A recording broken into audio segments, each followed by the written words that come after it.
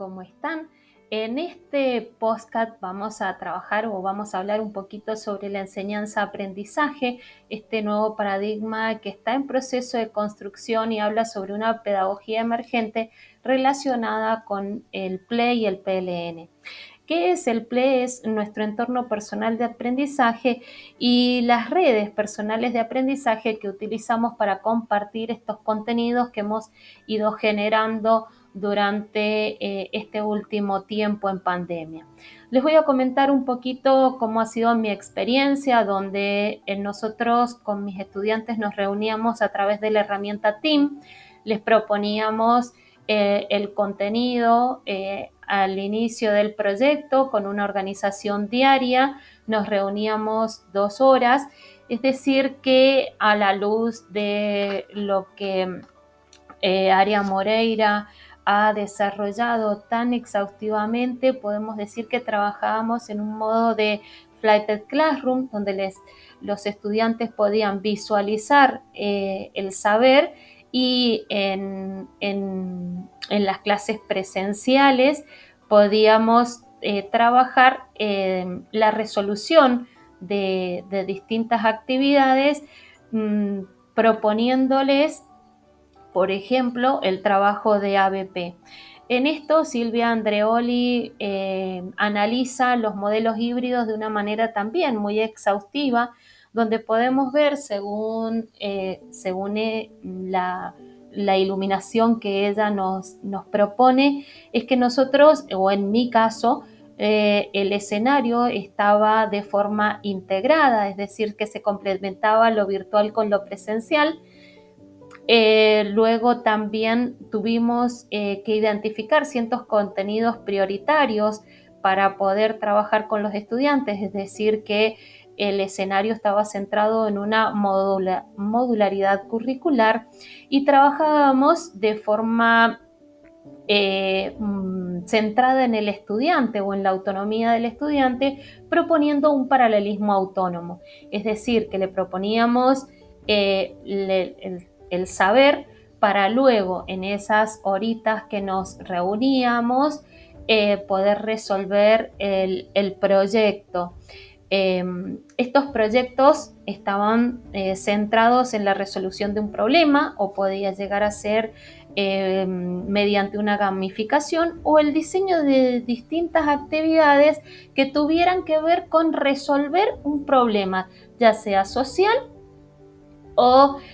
científico. Esto también Aria Moreira lo analiza de una manera también muy, muy bonita. También nos propone analizar cómo fue nuestra segunda etapa. En este segundo periodo nos reuníamos de forma presencial cada 7 días, es decir, que seguimos trabajando de manera Flighted Classroom, es decir, de clases invertidas, donde ellos en sus casas y mediante las propuestas que les dábamos, en el segundo año seguimos trabajando por Teams para trabajar el saber, pero ya luego la aplicación de ese saber lo hacíamos de forma presencial en la institución. Hoy en día les puedo comentar que estamos trabajando en Moodle, ¿sí? Donde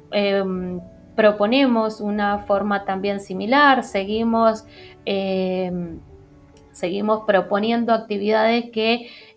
puedan desarrollar, para que puedan desarrollar los estudiantes su autonomía personal, es decir, que les vamos anticipando semana a semana cuáles son las actividades que ellos tienen o que vamos a visualizar durante esa semana y el saber para que luego, llegada la clase del día, ellos puedan ir aplicando ese saber que lo trabajan de manera virtual o lo pueden leer de manera virtual. En este caso, la propuesta es el proyecto de un censo, donde fíjense que acá podemos ver la dimensión informativa, ellos van a incorporar el saber y la dimensión práctica va a estar relacionada en el cual los estudiantes van a tener que aplicar o realizar un pequeño censo para ver el por qué y el para qué se realiza este censo. Entonces, la propuesta comunicativa después va a estar en que ellos tengan que identificar un problema dentro de la institución y proponer una solución a esa temática o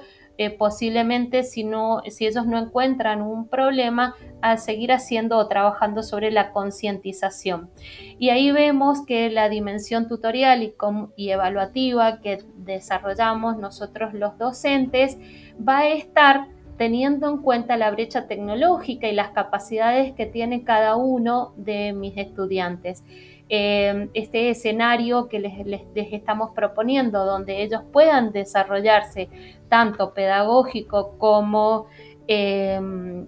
tecnológico, se encuentra muy relacionado o un tanto fusionado, así como nos comenta Pérez Gómez, que el conocimiento significa implicarse activamente. Y es básicamente esto lo que nosotros con mi compañera o con mi paralela de actividad proponemos, que ellos puedan construir su propia identidad, construir su propio conocimiento para poder entender el porqué y el para qué de cada saber que estamos desarrollando. A modo de cierre, les voy a compartir que el PLE es parte de nuestra identidad digital, es cómo nosotros organizamos nuestras clases y cómo les proponemos a nuestros estudiantes que esas clases sean un poco más interactivas, entretenidas. Entonces yo acá lo tengo como chiches, ¿sí? Que son estas distintas actividades que hacen que, por ejemplo, acá un GIF o imágenes que me permiten ingresarlo en la plataforma Moodle. Tengo actividades también que me van a permitir trabajar de forma lúdica y después la parte para poder compartir estas actividades que vamos desarrollando, que están relacionadas en cuanto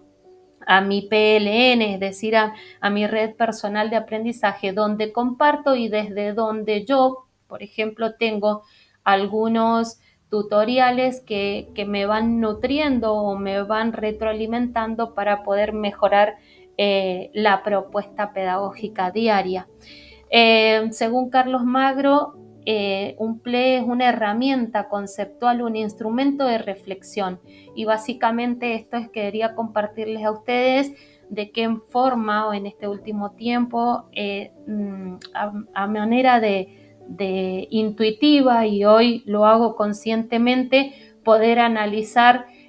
mi organización con ustedes y mostrarles cómo mi sistema tecnológico está diseñado para poder compartir no solamente con mis estudiantes, sino con otros colegas el contenido que desarrollo diariamente.